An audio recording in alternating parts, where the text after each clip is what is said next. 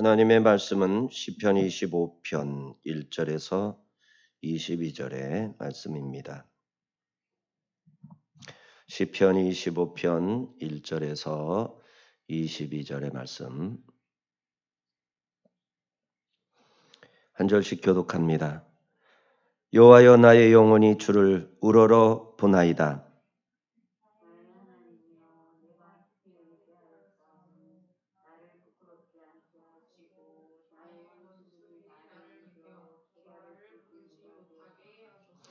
주를 바라는 자들은 수치를 당하지 아니하려니와 까닭 없이 속이는 자들은 수치를 당하리이다.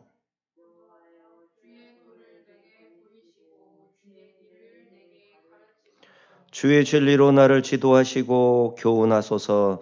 주는 내 구원의 하나님이시니 내가 종일 주를 기다리나이다.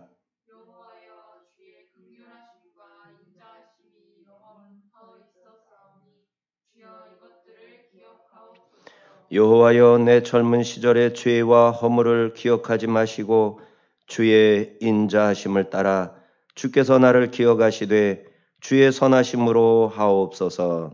여호와는 선하시고 정직하시니 그러므로 그의 도로 죄인들을 교훈하시리로다. 온유한 자를 정의로 지도하시며 온유한 자에게 그의 도를 가르치시리로다.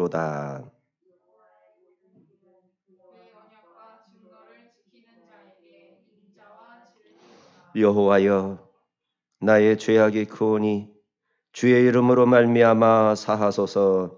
여호와를 경외하는 자 누구냐? 그가 택할 길을 그에게 가르치시리로다. 그의 영혼은 평안히 살고 그의 자손은 땅을 상속하리로다. 여호와의 친밀하심이 그를 경외하는 자들에게 있으며 그의 언약을 그들에게 보이시리로다. 내 눈이 항상 여호와를 바라보면 내 발을 그물에서 벗어나게 하실 것이미로다.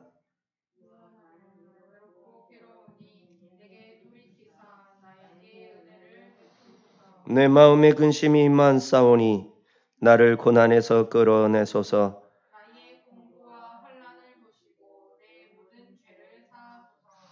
내 원수를 보소서. 그들의 수가 많고 나를 심히 미워하나이다.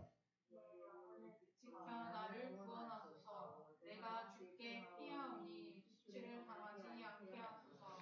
내가 주를 바라오니 성실과 정직으로 나를 보호하소서. 하나님이여, 이스라엘을 그 모든 환난에서 속량하소서. 아멘. 기도합니다. 거룩하시고 자비로우신 하나님 아버지, 오늘 25편 시편의 말씀으로 주님의 살아있는 역사하시며 말씀하시는 주님의 친히 하시는 말씀 듣고자 귀를 기울이나이다. 머리를 조아리며 주의 은혜를 앙망하고 사모하오니 이 시간에 오셔서 우리의 영혼을 어루만지시고 우리의 심령을 살피사 상하고 병든 것, 우리의 몸과 마음 깨지고 망가진 모든 것들을 온전히 치유하여 주옵소서. 불의를 보고도 말하지도 못하고 어떻게 하지도 못하나이다. 거짓을 듣고도 그 거짓을 바로잡을 만한 힘도 없나이다. 오직 주만 바라보며 주의 구원을 사모하며 주님 앞에 은혜를 구하며 구원을 간구하오니 이 시간에 오셔서 우리의 기도를 들으시고 참으로 곤경에 처해 있는 의로운 거룩하신 백성들, 예수 그리스도 그 이름을 의지하는 거짓된 믿음이 아닌 진실하고도 참된 믿음의 거룩한 백성들을 도우시고 살피시며 그들을 구원하시며 용기를 주시며 그들을 위하여 기도하는 저희들에게도 같은 은혜를 허락하여 주옵소서. 성령께서 모든 순서를 주관하시고 입술을 주장하사 오직 신실하신 주님의 말씀 온전하게 전파될 수 있도록 역사하시길 원하오며 예수님의 이름으로 기도하옵나이다. 아멘. 시편 25편. 내용적으로는 원수들에 둘러싸여 위태로운 상황에서 하나님께 기도하는 내용입니다. 형식적으로는 이런 구조를 대차 이제 거울과 같이 진행을 하다가 코아에서 유턴을 하는 거죠. 그렇게 해서 똑같은 구조로 마무리하는 거죠. 시작과 끝이 같고 중간과 중간이 같고 그리고 맨 가운데 유턴 꼭지점이 있는 그런 방식. 대칭 구조라고 그러죠. 이러한 구조로 되어 있습니다. 무엇보다도 형식에서는 특이한 것이 22절까지 있다라는 거죠. 알파벳이 22개입니다. 알렙베트, 기멜, 달렛, 헤와우. 그 다음에 어떻게 되더라? 이런 22자가 이렇게 첫 글자 이니셜 따라서, 그러니까 상당히 문학적이고 예술적인 그런 형식을 가지고 있고 내용은 엄청 깊은 내용입니다. 그러니까 오늘 본문에서 우리는 참 많은 은혜를 받게 될 거예요. 이런 시인의 현실이 우리의 현실과 같고 시인의 마음의 무거운 짐, 항상 해결에 대한 아쉬움이죠. 그런 아쉬움에 대한 문제가 바로 죄 문제 아닙니까?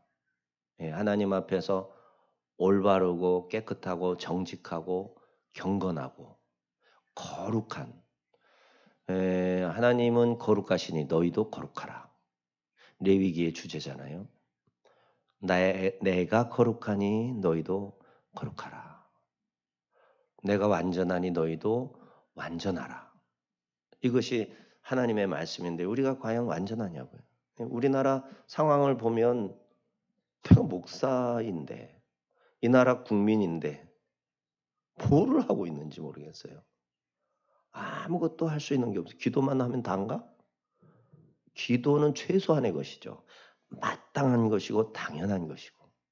근데 기도한다고 그거를 내세울 수 있어요? 당연히 기도해야 되지. 그걸 어디라고 내놓고 잘하는 것처럼 얘기할 수 있겠어요? 그러니까 참 우리는 지금 부끄럽고 절망 그 자체이고 무기력증, 무력감 이런 것에 눌려 있잖아요. 근데 이런 모든 것들을 오늘 시인이 다 가지고 하나님 앞에 나가서 기도하는 가운데 우리들을 이제 하나님과 자신의 대화의 자리에 이렇게 불러들이는 거죠. 시인이 하나님께 기도하면서 대화를 하는데 그 대화 속에 우리들을 보고 손짓해서 오라고 하는 거예요. 그래서 우리가 지금 이 말씀을 함께 나눈다, 설교로 듣는다, 이러한 것은 뭐냐면은 지금 다윗과 하나님과의 서로 마주하고 대화하는 그 자리에 바로 우리가 다윗 옆에 가서 살포시 앉아가지고 나도 그런데 내 말이 저도요.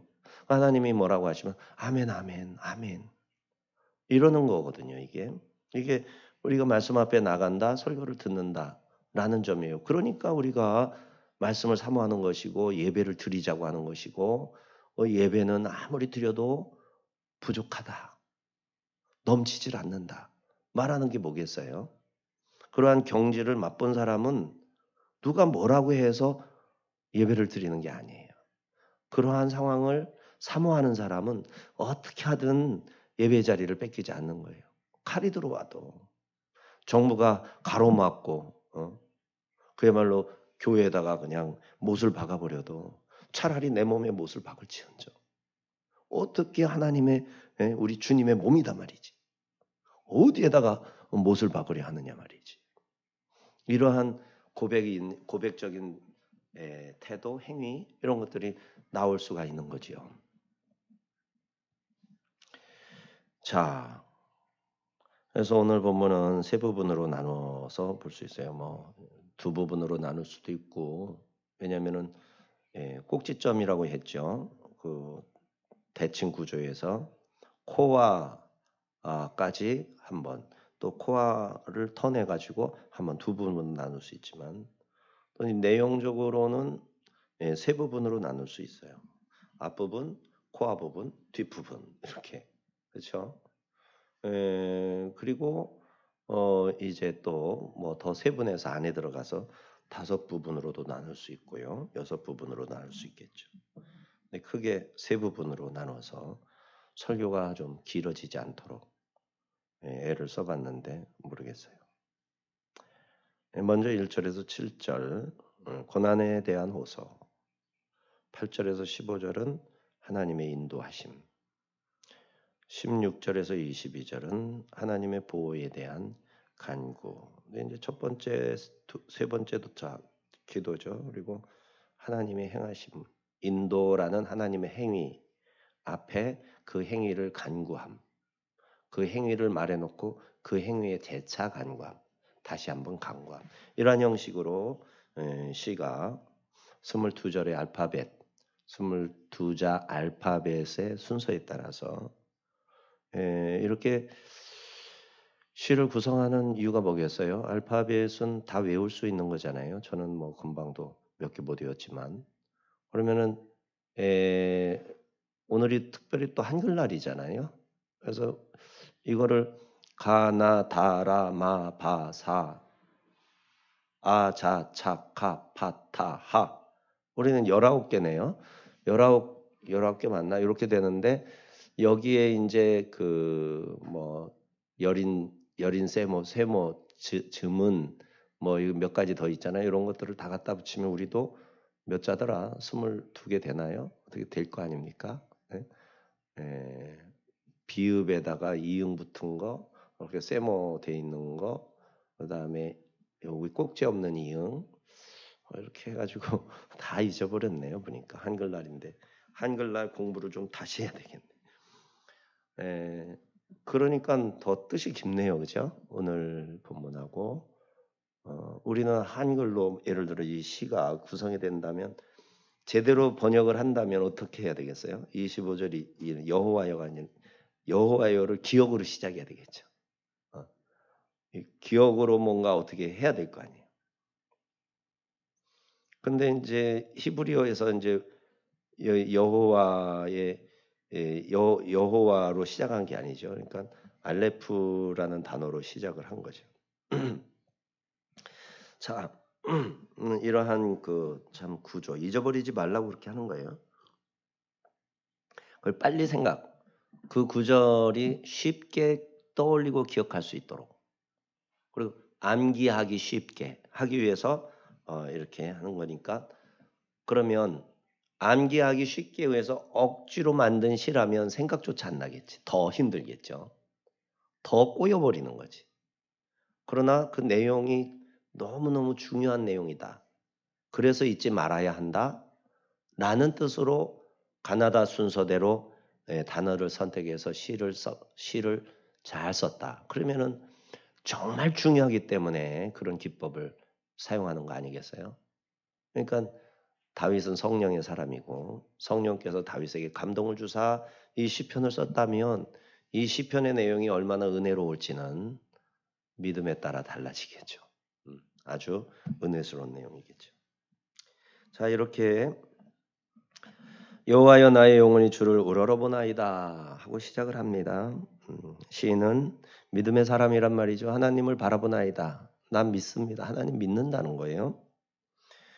그 영혼은 여호와 하나님을 우러러보면서 자신을 도와달라 간구하는 내용으로 시작을 합니다. 2절 나의 하나님여 내가 주께 의지하여 싸우니 나를 부끄럽지 않게 하시고 나의 원수들이 나를 이겨 개가를 부르지 못하게 하소서. 3절은 같이 있습니다. 시작. 주를 바라는 자들은 수치를 당하지 아니하려니와 까닭없이 속이는 자들은 수치를 당하리이다.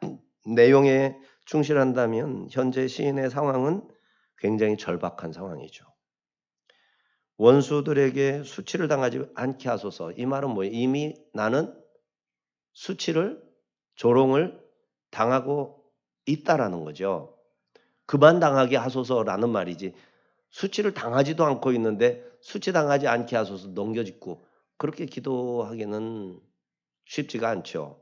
이미 수치를 당했고 그 수치는 점점 점입가경으로 더 심해지고 더 발전하고 이러니까 그렇게 되지 않게 해달라고 간구하는 겁니다. 원수들에게 둘러싸여 있습니다. 시인이 확신하는 바는 하나님께서는 자기를 바라는 자들을 도우시는 분이시고 자기를 앙망하는 자, 사모하는 자를 반드시 세워주시고 또 그 하나님을 앙망하는 자들을 속이고 괴롭히는 자들은 심판하시는 하나님이죠. 3절에 보면 까닭없이 속이는 자들은 수치를 당하리이다. 그죠? 오늘도 광화문 집회를 막았죠. 거기에서 이제 파주 온정교회 목사님이 나와가지고 유튜브로 신의 한수 유튜브로 얘기를 하더라. 정말 기가 막힙니다. 지금 그 교회는 폐쇄됐어요. 왜 폐쇄됐느냐? 동성애 반대한다고. 동성애를 이미 대법원, 헌법재판소 소장 이런 사람들이 동성애 적극적인 찬송론자들입니다. 그 사람이 뭐 법이고 뭐고 다 떠나서 모든 걸 떠나가지고 동성애를 찬송하는 사람이에요. 이 사람들은. 그러니까 그거를 뭐라고 그러죠? 지금 동성애를 찬성한다는 말을 다른 말로 쓰고 있죠. 차별금지법. 차별금지란 말은 거짓입니다. 그 차별금지법이라는 내용을 읽어보면 그 제목은 거짓이라는 거를 초등학생도 알 수 있어요. 그런데 크리스찬이 그 거짓을 다 속아주고 있어요. 이게 무슨 상황입니까 이게? 그 내용으로 들어가면 역차별인데 그러니까 하나님을 믿는 사람 그러니까 그 군대에서 이제 학문으로 하는 이러한 더러운 짓거리들 이러한 것들을 했을 때 제재할 방법이 없어지는 거예요. 제재할 방법. 피해를 받은 자를 겁주고 고발을 못하도록 너 죽어 한마디만 하면 찍소리도 못하는 거예요. 이런 상황으로 바뀐 거예요. 세상이. 그리고 차별금지법하고 그다음에 이제 동성애 뭐 이런 것들에 대해서 교회가 성도들이 반대를 하면 거기에다가 덮어 씌우는 거예요. 코로나의 위태로움으로 덮어 씌우는 거예요. 근데 그 교회에서는 코로나 환자, 확진자 한 명도 안 나왔어요. 한 명도. 그런데 관공서에서 그다음에 그 교회의 어린아이들은 유치원에서 거부당하고 그다음에 직장인들은 직장에서 거부당하고 쫓겨나고 이게 파주 온정교회 맞나? 파주에 있는 그 교회의 현실이라고 얘기를 하더라고. 너무너무 기가 막힌 상황이라는 거예요. 이게 그 뒤에 배후에 마귀가 역사하는데 그 마귀가 실제로 사람들의 보편적인 심성이나 이런 것들을 움직이는 거라면 그런데 그리스도인들이 올바른 생각으로 그것들을 내가 생각만 바르게 잡아도 그것들은 어느 정도 대처가 가능하겠지. 그렇지 않아요. 실질적으로 조직된 단체이고 법이라는 이름으로 판사라는 법복을 입고 이러한 자들이 서로 결속이 되고 만나고 회의하고 작전을 짜고 그것을 숨기고 이러는 상황인데 우리들이 마음가짐을 좀 바르게 마음 가지고 선하게 행동을 하면 그 선한 행동은 어둠을 이길 수 있는, 어차피 불의가 승리하지는 않을 테니까, 하나님이 패배하실 리는 없을 테니까, 이런 방식으로 그게 답이 나오겠어요? 마귀가 아담과 하와를 속였잖아. 아담과 하와는 죽었어요. 930세에. 마귀는 안 죽었어요. 현태 살아있어요, 그놈이. 그러니까 성경을 제대로 읽는다면 얼마나 사탄이 강력한 존재이고 그가 얼마나 모든 인간의 속속들이를 정확하게 간파하고 있다라는 것을 알 수가 있단 말이에요. 성경에 대해서 관심이 없으니까 이 영적인 상황과 진리 보이지가 않는 거예요. 보이지가 않아. 지금 3절에 까닭없이 속이는 자들 수치를 당하지 않게 하소서인데 그들이 수치를 당하리이다. 그거는 반드시 이루어질 말씀이죠. 영원한 나라에 가면 하나님께서 이거 100% 받아주세요. 이 땅은 아니에요. 이 땅에서는. 이 땅에서는요. 노동을 해야 밭을 갈아엎어야 곡식이 나오게끔 인간의 죄에 대한 하나님의 형벌이 주어져 있어요. 이게 실제란 말이에요. 모든 것이 불의하고 모든 것이 엉망진창인데 예수 그리스도께서 그야말로 눈먼 자, 문둥병자 다 고쳐주시고 이렇게 하면서 믿는 자들을 모아가지고 교회를 세우고 내게 있는 남은 고난, 내가 해야 할 남은 일, 나의 사역을 너희들에게 맡겨놓으라. 이것이 미션이다. 미션이란 말이 선교라는 말이지만 예수님이 이 땅에 가지고 오신 그 미션을, 임무를 우리에게 떠넘겨 주신 거예요. 바톤을 받았다면 영광스럽게도 하나님의 거룩한 일에 동참할 수 있는 기회를 주신 거예요. 일 되지게 하라고, 일하라고 그냥 노동을 시키는 종 삼았다라는 의미가 아니라 이 엄청난 복과 지위가 확보될 수 있는 이 놀라운 역할에 우리에게 맡겨진 미션을 수행할 기회를 주셨단 말이에요. 이게 성경에서 얘기하는 총괄적인 내용입니다. 성경을 뚫어지게 연구하고 바라보고 찾아보는 사람은 총괄적인 하나님의 뜻이 성경으로부터 찾아낼 수 있지만 그렇지 못한 아는 사람은 감춰져 있어요. 감춰져 있는 거라고.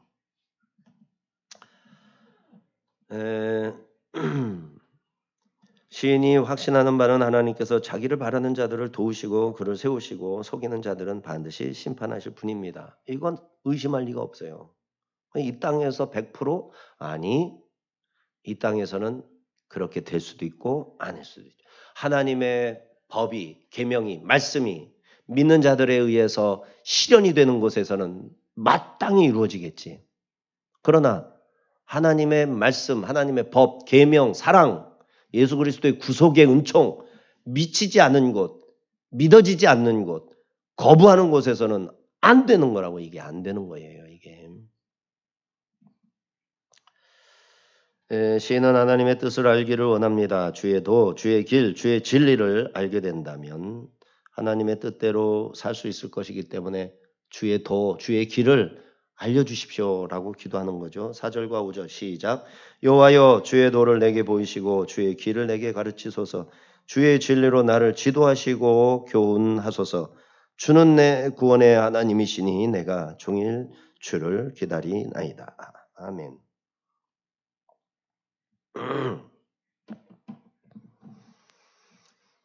시인이 믿는 바는 하나님만이 나를 구원하실 수 있다라는 것이죠. 그리하여 주님의 구원을 내가 종일 기다리나이다. 그 기다리면서 기꺼이 하나님 앞에 간구하는 것은 뭐예요? 나를 보여서 알게 하시고 가르치시고 지도하시고 교훈하여 주소서, 이런 내용이죠. 시편 119편 33절에서 35절. 시편 119편도 알파벳 시죠. 이 알파벳 시는 율례, 계명, 주의도, 법도, 율법 이런 말씀들을 다루는 것이 거의 대부분이에요. 우리 33절에서 35절 시작. 여호와여 주의 율례들의 도를 내게 가르치소서. 내가 끝까지 지키리이다. 나로 하여금 깨닫게 하여 주소서. 내가 주의 법을 준행하며 전심으로 지키리이다. 나로 하여금 주의 계명들의 길로 행하게 하소서. 내가 이를 즐거워함이니이다. 그러니까 이 율법에 대한 시편인 119편에서도 가르쳐 달라는 거예요. 왜? 끝까지 지키겠습니다. 내가 지키려면 알아야 되겠습니다. 그러니 내가 하나님을 알고 싶습니다. 하나님의 뜻을, 생각을, 하나님의 법을, 진리를 알고 싶습니다. 가르쳐 주십시오. 그걸 알고 뭐 하려고? 나 이만큼 안다고 자랑하려고? 바리새인. 뭐 하게 알려고 하느냐? 그 말씀대로 그 뜻대로 살아가려고, 순종하려고. 그 법을 준행하며 전심으로 지키려고 그 길로 갈 수 있도록 나를 가르쳐 주소서. 주의 길로 가는 것을 내가 즐거워합니다. 그게 저는 행복합니다. 그것이 나는 만족입니다. 하나님의 말씀대로 순종하는 기쁨이 어떤 기쁨을 능가한다라는 거죠. 이 시인은. 그러니까 우리가 너무너무 곤고하면 힘들면 약이 필요하잖아요.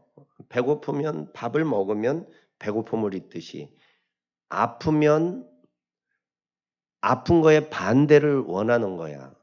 그것이 이제 잘못되고 왜곡되면 죄의 탐닉을 통해서 반대적인 어떤 치료를 얻으려는 치료 효과를 얻으려는 본능이 우리에게서 작용이 되잖아요.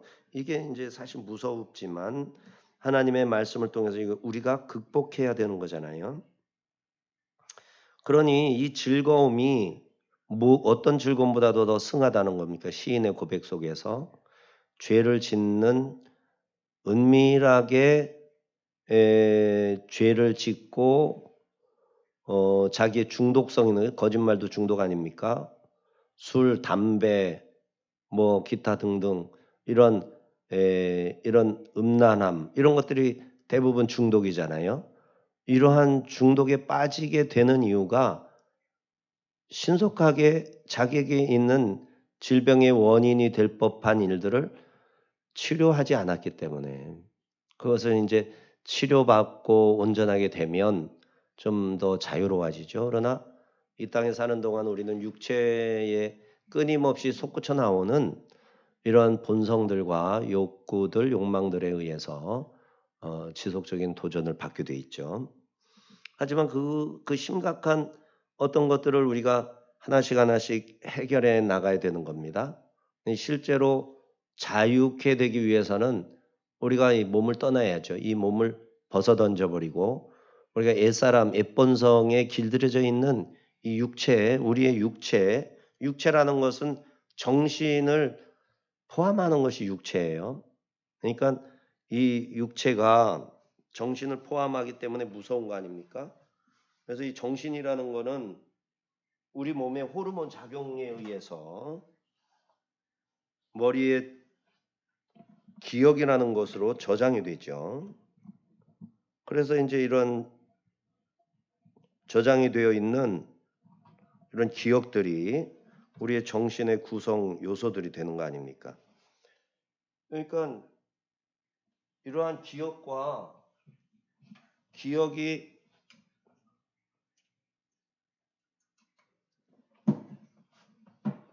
우리의 기억들이 이제 서로 섞이고 가공되고 뭐 이렇게 여러 단계와 여러 방향성을 가지고 혼합도 되고 재배열되고 하면서 우리의 성품도 만들어내고 인품도 만들어내고 성격도 만들어내고 이러한 요새 참 좋은 장항준 내과 박사님 있죠. 장항준 박사님. 그분이 무슨 약을 소개하더라. ADHD라든지 이런 사람들, 그리고 심한 우울증과 정신적 질환이 있는 사람들에게 제가 약을 하도 그 내용이 신기해가지고 저장을 해놨는데, 그 약을 처방을 해주면 잠을 잘 자고, 그리고 호르몬이 안정화되는데, 그 안정화되는 이유가 뭐냐면은 우리 몸에서 만들어서 발생을 시키는 호르몬 중에 도파민이라고 있는데, 이 도파민을 촉진시켜서 잘 분비하게 하는 그런 화학적인 역할을 하는 약이래요. 요거를 먹으면 굉장히 마음이 안정이 된다고 하더라고. 그래서 단순해지고 생각도 굉장히 안정적이고 단순화되고 그리고 아주 명료해진다는 거예요. 그런 얘기를 하더라고. 이러한 그 치료라는 것이 우리에게 주어지게 되면 굉장히 안정적이 되는 것을 볼 수 있어요. 재밌는 것은 자전거를 탈 때 그런 걸 경험을 하는데, 그 설교 시간에 하나의 예화로 얘기하는 거예요. 화학산이라는 아주 높은 산이 있어요. 경기도 양평이던가 어디 그쪽 어디 동네인데 굉장히 높아요. 그러면은 이런 경우도 뭐 몇 번 있었지만은 그 산에서의 기억은 조금 올라가면 또 코너링을 하고 또 코너링을 하면 또 돌아서 또 코너링, 이렇게 계속 이렇게 코너링이 있는데, 그 코너링을 할 때 다 온 것 같아 느낌상. 아 이제 다 왔기. 저 코너만 싹 돌면 정상이 보이겠지. 근데 그게 아니란 말이야. 또 돌면 정상이 보이겠지. 이게 계속 이러고 한참을 가야 되는 거야. 그래서 이제 더 이상 못 가겠다. 너무 힘들다. 내려서 좀 자전거를 세워놓고 기대 놓고 좀 쉬었으면 좋겠다. 그늘에 좀 앉아가지고 좀 해야 되겠다. 막 그럴 즈음에 그거를 참는 거예요. 아휴, 여기까지 왔는데 내가 자전거 타다가 죽어도 그냥 그게 얼마나 행복한 일이냐. 이것처럼 쉽고 하나님 앞에 금방 갈 수 있는 거라면 뭐 아휴, 못 죽을 것도 없겠다. 그러고서는 이제 이를 악물어 보는 거예요. 별 생각을 다 하면서 이제 버티어 보는 얘기하는 거죠. 그러고서 아주 마음을 딱 먹고 가면 도파민이 나오는 걸 느껴요. 도파민이 뭐라고 그럴까? 좀 찌릿한다고 그럴까? 하면서 쫙 몸에 퍼져가는 걸 느끼면서 심장이 막 엄청나게 벌렁벌렁 거리던 것이 고요해져요. 아주 뭐 많이 고요해져. 그리고 지쳐서 막 느끼던 그 다리 근육들이 주던 통증, 그리고 이 폐와 심장에서 느끼던 그 압박감과 통증, 머리가 깨지는 것 같은 어떤 그런 것들, 이런 것들이 싹 잔잔해져요. 그리고 심장이 안정적으로 뛰기 시작해요.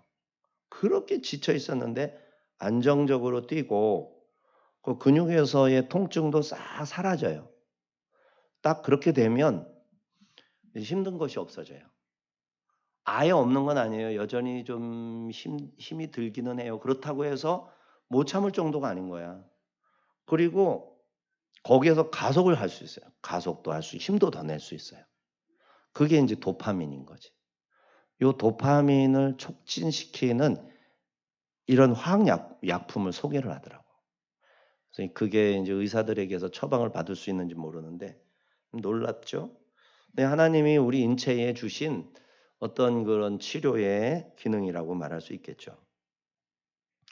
이런 걸 경험함으로써 우리는 중독성 있는 알코올이라든지 또 뭐 기타 마약이라든지 또 뭐 기타 등등의 중독이 있을 수 있잖아요. 이게 심각하면 현대인들 자기 마른 아내도 있고 가족들이 진짜 보통 고통을 당하는 게 아니에요. 그 문제 때문에. 또 게임이라든지 이런 거를 해결을 할 수만 있으면 얼마나 좋겠어요. 자,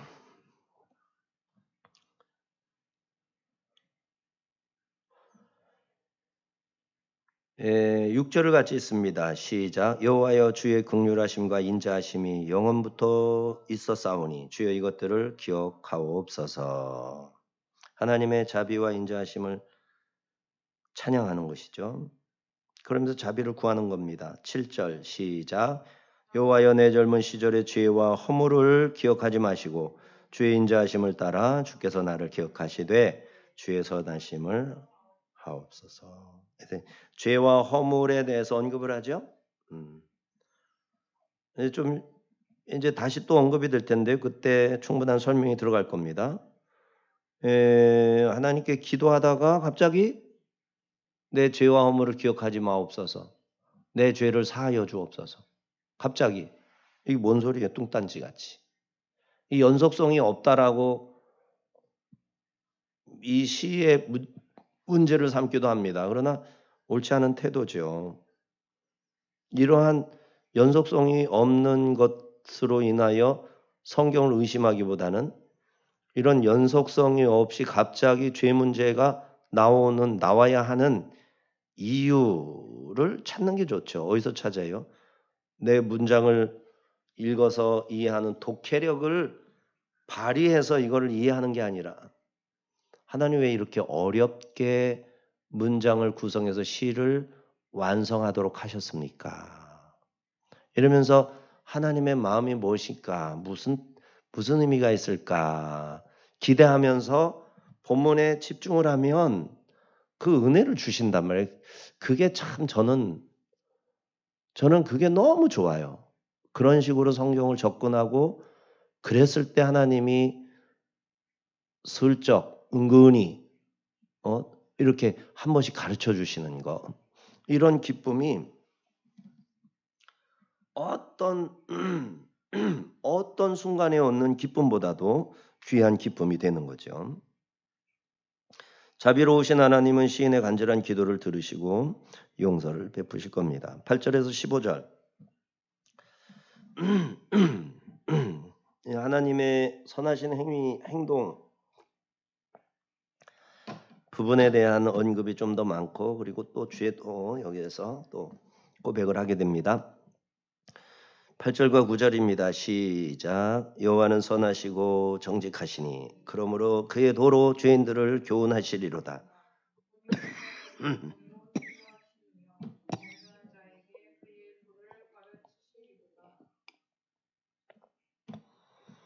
하나님께 대한 신뢰를 표현했죠. 찬양으로 표현합니다. 우리가 하나님을 신뢰한다면 찬양을 드려야 됩니다. 찬양의 내용은 여호와 하나님의 선하심과 정직하심이죠. 노래 가사라는 말이죠. 또 하나님의 지도와 가르치심을 바라면서 온유한 자들을 대하시는 하나님의 선하심과 자비를 찬양하고 있는 내용입니다. 다시 또 죄의 문제를 언급을 하는데요. 10절 11절 시작. 여호와 모든 길은 그의 언약과 증거를 지키는 자에게 여호와여 나의 죄악 깊으오니 주의 이름으로 말미암아 사하소서. 자, 여기 10절에 여호와의 모든 길이라고 그랬죠. 하나님의 길이 뭘까? 하나님이 걸어가신 길을 말할까? 그렇지 않죠.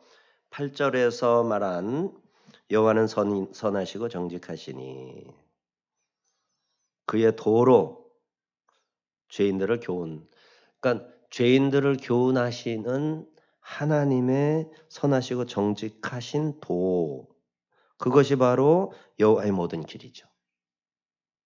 그러니까 여호와의 모든 길은 하나님의 진리, 하나님의 도를 말하는 거예요. 그의 언약과 증거를 지키는 자에게는 그 모든 도가, 그 모든 선하시고 정직한 도가 인자와 진리로 다가가는 거죠.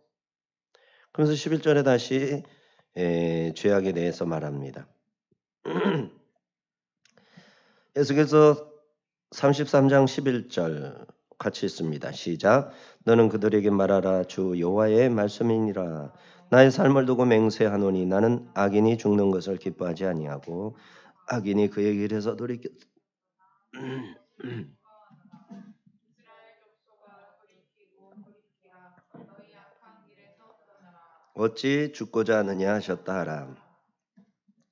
자, 여기에서 에스겔서 33장과 11절에 나의 죄악이 크오니 갑자기 또 죄가 크다고 고백하죠. 그러면서 주의 이름으로 말미암아 사소서.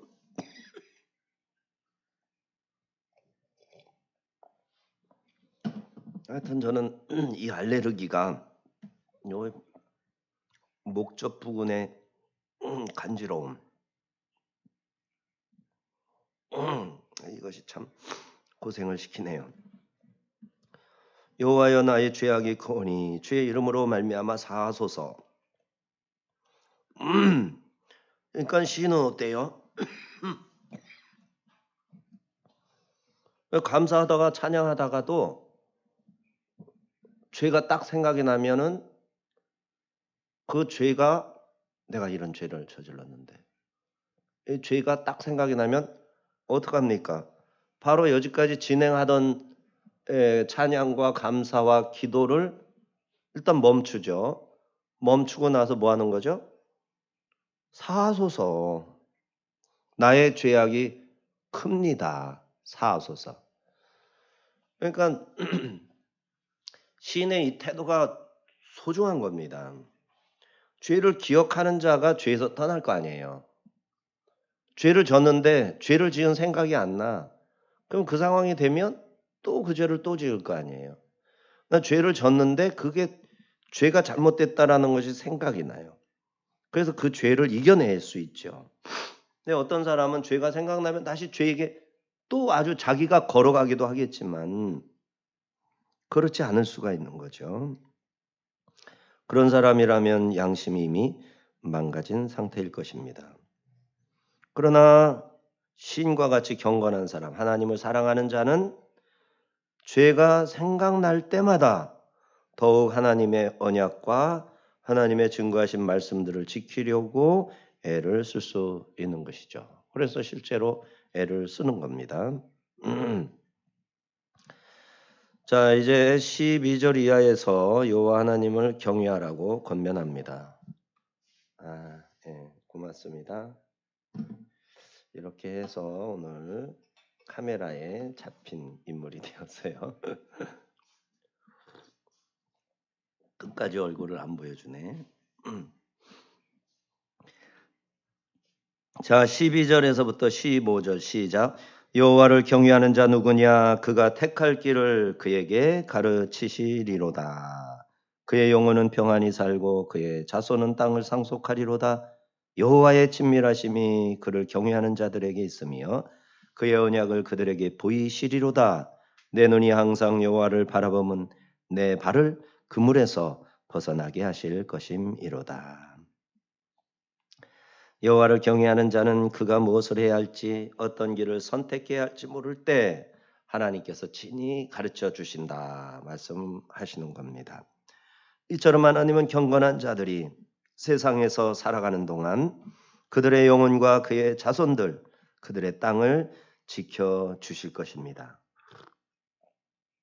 그와 그 후손들이 잘못된 길에 빠지지 않도록, 유혹에 빠지지 않도록 지켜주신다는 말씀입니다.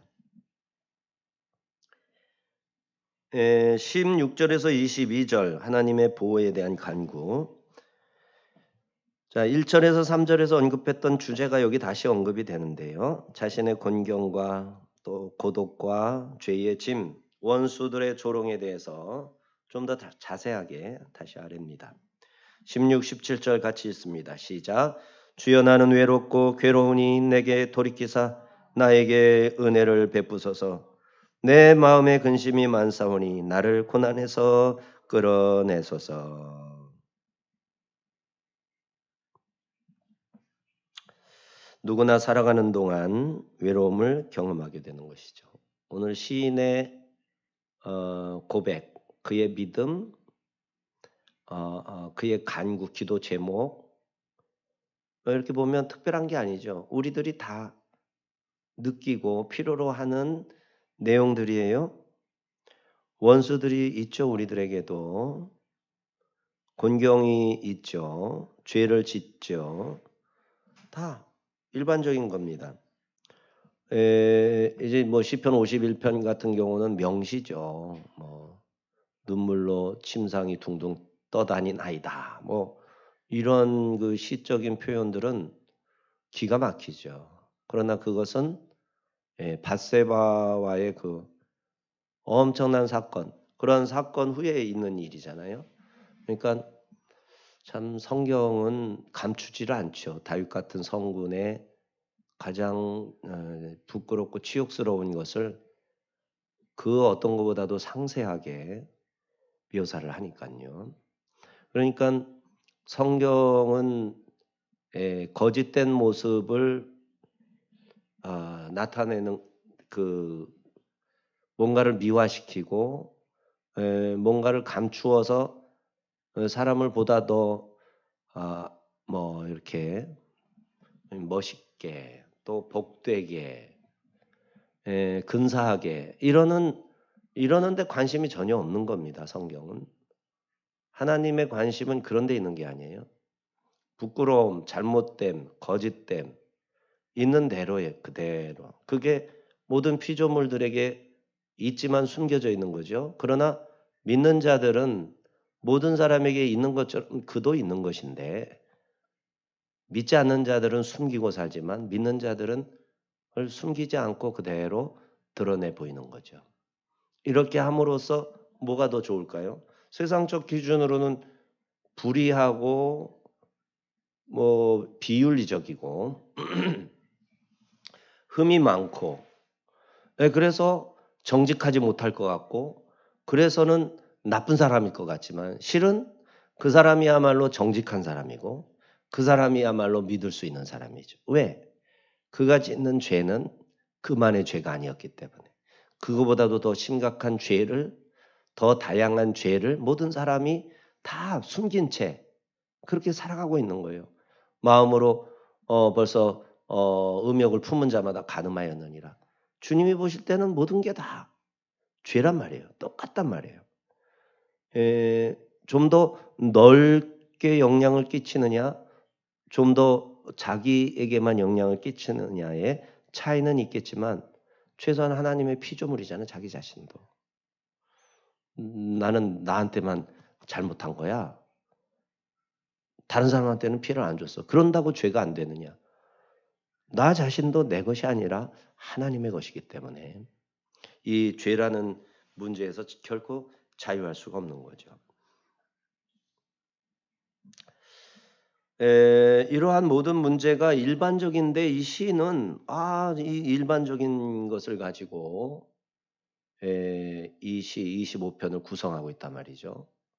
그러니까 51편처럼 그 심각 일반적이지 않은 죄죠. 그러나 누구에게나 있을 법한 그러한 죄를 가지고 시를 쓰지 않아도 하나님 앞에 얼마나 간절하면서도 주님이 좀 성경에 기록할 정도로 명시 중에 명시죠. 이러한 25편이 존재하게 되는 겁니다. 무거운 짐에 짓눌려 괴로워할 때가 누구에게나 있을 수 있어요. 시인은 누구나 겪을 만한 인생의 곤경에서 그것을 탓하고 신세 타령하는 데서 머물지 않고 뭐 하기로 한 겁니까? 하나님 앞에 기도하기로 한 거죠. 겸손하게. 그리고 하나님의 구원을 요청하면서 자신의 죄들을 점검하기 시작합니다. 그래서 18절이 나오는 거예요. 18절 시작. 나의 곤고와 환난을 보시고 내 모든 죄를 사하소서. 이렇게 시인은 하나님께 감사하다가도 간구하다가도 자신의 죄가 다시 또 떠오르면 그 순간에 모든 것을 멈추고 그 죄를 고백하며 용서를 구하는 것입니다. 많은 사람들이 이러한 식의 죄의 회개를 하나님이 죄 사하여 주신 것을 믿지 못한 결과다 말을 하곤 하지만 실제로는 그렇지 않습니다. 그는 더욱 잘 믿기 때문에 자신의 죄를 언제나 사해 주신다는 사실을 확고부동하게 믿고 있기 때문에 생각날 때마다 고백하며 용서를 구하는 것이죠. 정반대란 말이에요. 그러니까 이 죄의 고백에 대한 잘못된 지식들이 엄청 많아요. 우리는 죄가 떠오를 때마다 이를 무시하거나 합리화한다면 그것이야말로 자신의 죄를 하나도 남김없이 용서해 주시는 하나님의 자비로우심과 은혜로우신 죄 사함의 은총들을 믿지 못하기 때문에 그런 거예요. 예, 이 성경을 정말 이렇게 너무 빨리빨리 읽으려고 하지 말고 다 이런 내용들이 나올 때는 넘기기를 딱 스탑하고 말씀에 깊이 집중해서 들어가면 깨닫게 되는 거죠. 그래서 믿기 때문에 생각날 때마다 용서를 구하고 고백하는 것입니다. 창세기 4장 7절의 말씀을 같이 읽습니다. 네가 선을 행하면 어찌 낯을 들지 못하겠느냐.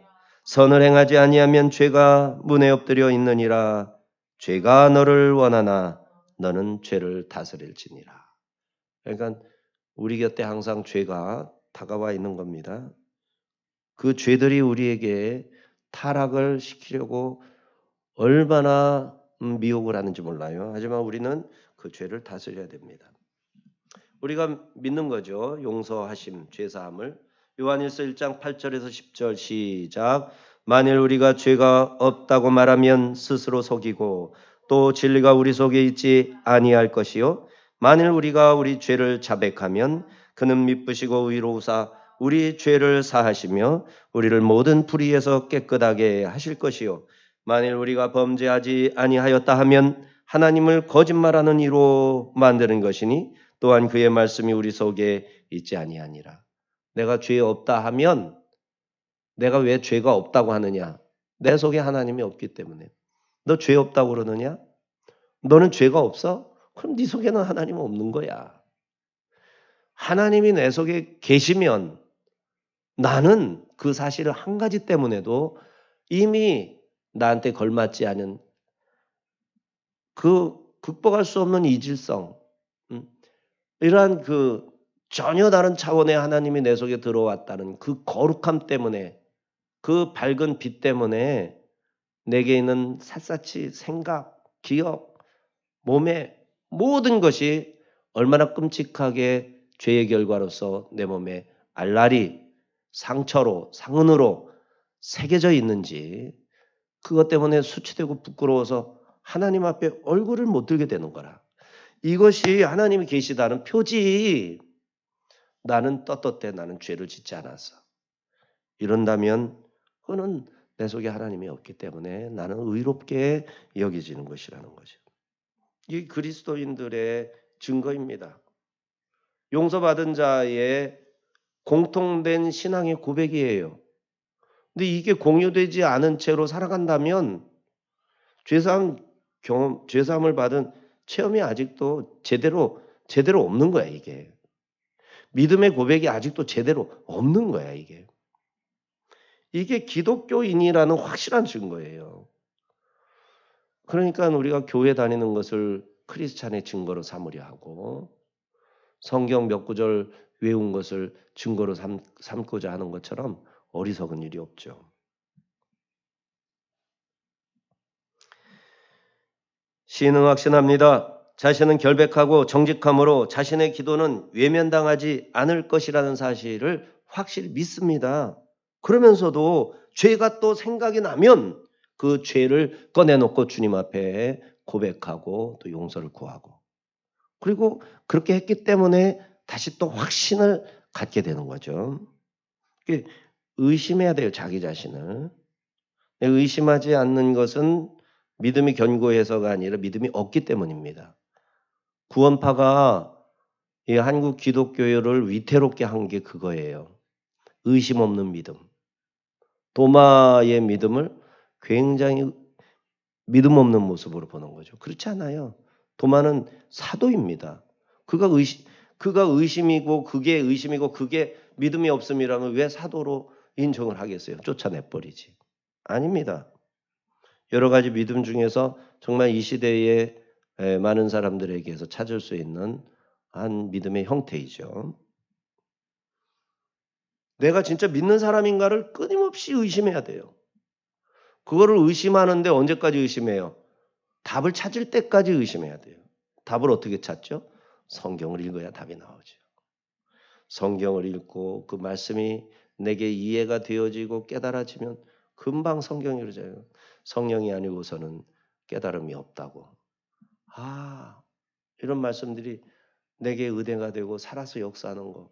성령이 아니고서는 절대 있을 수 없는 일들이 내게서 성령에 의해서 일어나고 있구나. 내 속에 성령이 계시구나. 확증이 되는 거죠. 뭘로 확증할 거예요? 옛날에는 한때는 진짜 뭐 방언으로 그걸 확증하려고 그랬잖아요. 그러고 보니까 뭐 절간에서도 방언해. 응? 그러고 보니까 힌두교에서 뭐 이슬람에서도 방언을 하고 입신하고 천국 갔다 오고 그러면 그게 내가 믿은 증거가 되고 내가 확신할 수 있는 건 줄 알았죠. 근데 입신을 무당들이 얼마나 잘하는지 몰라. 입신을. 하나님도 보고 예수 믿으라고 무당들이. 그러면서도 귀신을 만나고 귀신을 섬기고. 그게 어떻게 믿음의 증거예요? 성경에서 확증하는 것. 하나님의 복음, 예수가 믿어지는 것. 예수 그리스도가 나의 구주라고 정말 믿어져서 고백할 수 있는 것. 성경이 깨달아지고 이해가 되는 것. 이런 것들이 구원받은 증거란 말이에요. 근데 성경을 내가 읽기가 귀찮고 성경이 너무 어렵고 이러면 의심해야 되는 거라고. 그 의심을 풀기 위해서 성경을 읽기 시작해야 된다고. 계속 성령의 역사하심이 느껴질 때까지 계속 읽고 또 읽어야 돼. 그런데 하나님이 성경을 읽을 때마다 아프게 하고 머리 아프게 하겠어요? 마귀가 그 믿음을 갖지 못하게 하려고 계속 육체의 습관을 가지고 자극을 하고 성경을 덮게 만드는 거지. 우리가 힘든 책, 철학책, 두꺼운 책, 한문이나 잔뜩 들어있고 영문이나 잔뜩 들어있는 책 보면 당장 덮고서 딴 거 하고 싶잖아요. 그게 이미 습관이 되었기 때문에 그런 약점을 자극해가지고 마귀가 회방하는 거잖아요. 그런데 그런 것들을 극복하면서 하나님을 알게 되고 죄를 고백하게 되고 그러면 그게 바로 믿음의 증표가 되어진다라는 거죠. 자, 시인은 하나님께 원수들을 고발하면서 구원을 요청합니다. 19절에서 21절 시작. 내 원수를 보소서. 그들의 수가 많고 나를 심히 미워하나이다. 내 영혼을 지켜 나를 구원하소서. 내가 주께 피하오니 수치를 당하지 않게 하소서. 내가 주를 바라오니 성실과 정직으로 나를 보호하소서. 1절에서는 뭐 많다라는 말까지는 없었죠. 근데 여기서는 원수들이 적지 않습니다. 많습니다. 심이 많고 그들의 미움도 극심하기 짝이 없습니다. 그럴수록 시인은 하나님께 간절히 기도하는 것이죠. 시인은 확신합니다. 자신은 결백하고 정직하여 자신의 기도는 외면당하지 않을 겁니다. 사실 시인의 결백과 정직은 내 공로를 앞세워서 결백을 주장하는 게 아니에요. 자비로우신 하나님께 대한 확실한 믿음의 표현이고 자신의 위험이 얼마나 크냐고 그러니 하나님 정말 도와달라고 간절하게 도와달라고 그 자신의 도움을 요청하는 강도를 강조하기 위해서 하는 말일 뿐인 거죠. 제가 이렇게 죄까지 율법을 지키기 위해서 그렇게까지 애를 쓰지 않았습니까? 그러니 꼭 좀 들어주세요. 저를 이 위태로운 상황에서 저를 좀 건져주세요. 너무 힘이 들어요. 정말 저 열심히 했다고요. 정말 그 상황에서 저 하나님께서 도와주시기만을 바라고 그 죄를 거절하고 믿음을 지켰다고요. 그러니 제발 저를 좀 도와주세요. 지금 시인이 그런 식으로 기도하는 거지. 어떤 그 머리나 가지고 머리 따지기나 하고 철학적으로 말이죠. 학문적으로 성경을 갖다가 그렇게 분석하려는 사람들은 사도 바울이 뭐 이랬니 저랬니 하면서 여기 시인도 다윗도 자기 행위를 자랑하는 이런 하나님 앞에서 자기 의로움을 자랑하고 있는 이런 불경스러운 일이 어디 있냐고. 아니 왜 성경을 그렇게 읽느냐고요. 자, 그런 식으로 읽는 것이 버릇되면 얼마나 은혜가 없을까. 예? 자기 지식의 만족뿐이 자기 지식이 만족될 때만 은혜롭다고 할 거 아니냐고요. 시인은 22절을 통해 자신도 회중 가운데 한 사람임을 고백합니다. 자기밖에 모르고 자기만을 위해서 기도하고 살아가는 사람이 아니었던 것이죠. 하나님이 보내신 사명을 생각하면서 기도할 줄 아는 진실하고 참된 기도자인 것입니다. 드디어 마지막 절 22절 시작.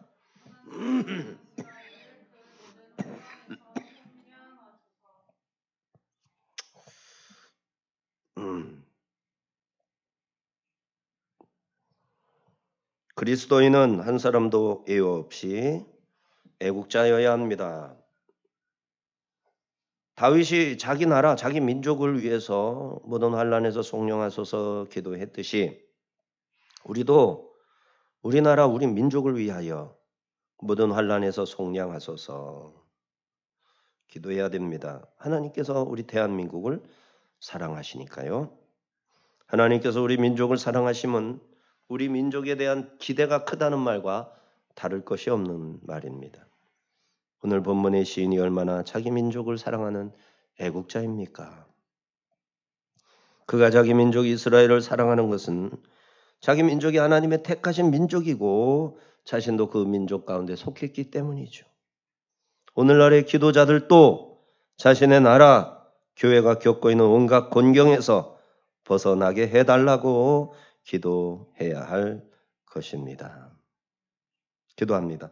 고맙고 감사하신 주의 오늘 시편 25편의 말씀으로 하나님의 무한 자비로우심, 온유한 자를 온유하게 가르치시고 교훈하시면서 그 믿음을 성숙시키시고 그 모든 위경, 위험한 순간에서 건져주시고 구원하여 주시는 우리 하나님이심을 깨닫게 하여 주심을 감사합니다.